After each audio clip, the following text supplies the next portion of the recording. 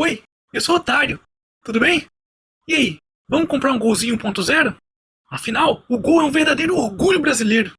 Desenhado e fabricado no Brasil, exportado para mais de 60 países, é o carro mais vendido nos últimos 25 anos. E para facilitar, o governo anunciou redução de impostos, as montadoras se comprometeram a reduzir suas margens de lucro, e o Golzinho, que no início de 2012 custava mais de 31 mil reais, agora está saindo por apenas 27.990 reais. Tá barato. Além disso, é possível financiá-lo em suaves prestações a se perder de vista. Oh, que legal!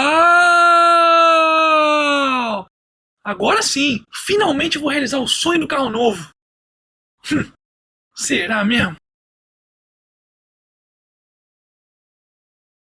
Bom, se você fizer a cagada de fazer um financiamento com entradas de 40% e 60 suaves prestações, já começou errado. Quando terminar os pagamentos, você terá gasto pelo menos 50% a mais do valor do veículo. E se você não conseguir pagar as parcelas, bye bye Golzinho.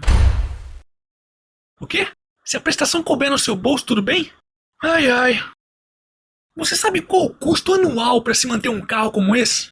Fazendo uma conta em papel de pão e levando-se em consideração IPVA, seguro obrigatório, seguro opcional, depreciação, custo de oportunidade, manutenção, troca de pneus a cada 2 anos, estacionamento, garagem, combustível, batidas, arranhões, multas. Isso dá por baixo 16 mil reais por ano. Não tá convencido ainda? Então vamos lá. Essa carroça, o Gol 1.0 Verde Boi só é vendido aqui no Brasil, porque só o brasileiro aceita comprar esse lixo. Os modelos exportados possuem motor 1.6, airbag duplo, freios ABS, vidros elétricos e ar-condicionado de fábrica. No Brasil, um carro com essas características sai por mais de 37 mil reais. Mas na Argentina, este mesmo carro, importado no Brasil, sai por cerca de 22.500 reais. E no México, que é muito mais longe que a Argentina, sai por inacreditáveis 18.500 reais, já incluindo frete e impostos. Não entendeu? Então eu vou repetir.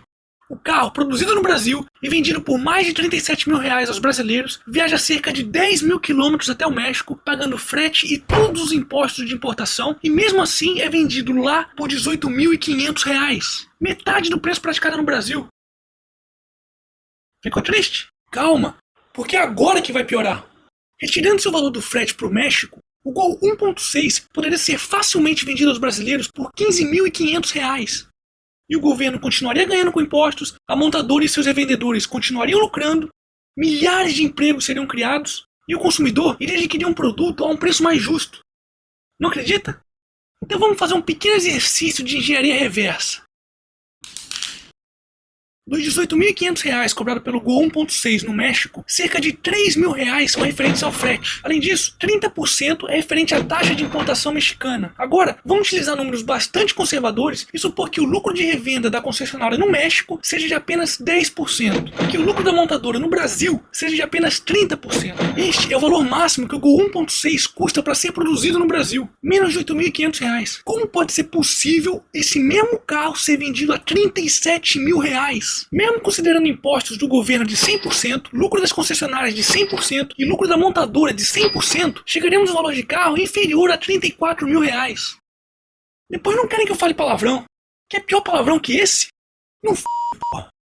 E se compararmos com os Estados Unidos, não dá pra comparar, pois eles não vendem essas carroças por lá. Mas vamos imaginar um Gol 1.6 top de linha com todos os itens opcionais. No Brasil, você pagaria cerca de 52 mil reais por isso. Isso mesmo, 52 mil reais. Mas nos Estados Unidos, por esse mesmo valor, você compraria um Camaro 0 km, que por sua vez, no Brasil, custa 4 vezes esse valor.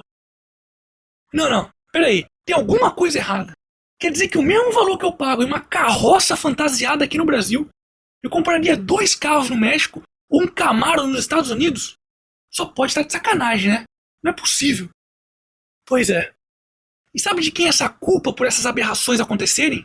Boa parte da culpa é da alta carga tributária imposta pelo governo, que com seus efeitos em cascata afeta toda a cadeia produtiva, chegando a quase 100% sobre o custo de produção de um automóvel no Brasil. Outra parte da culpa é das montadoras e suas revendedoras, que continuam a manter margens de lucro estratosféricas, mesmo recebendo bilhões de subsídios públicos, que servem apenas para encher o bolso de suas matrizes e de políticos corruptos. Outra parte dessa culpa são de bancos e financiadoras, que cobram taxas abusivas e extorsivas dos consumidores.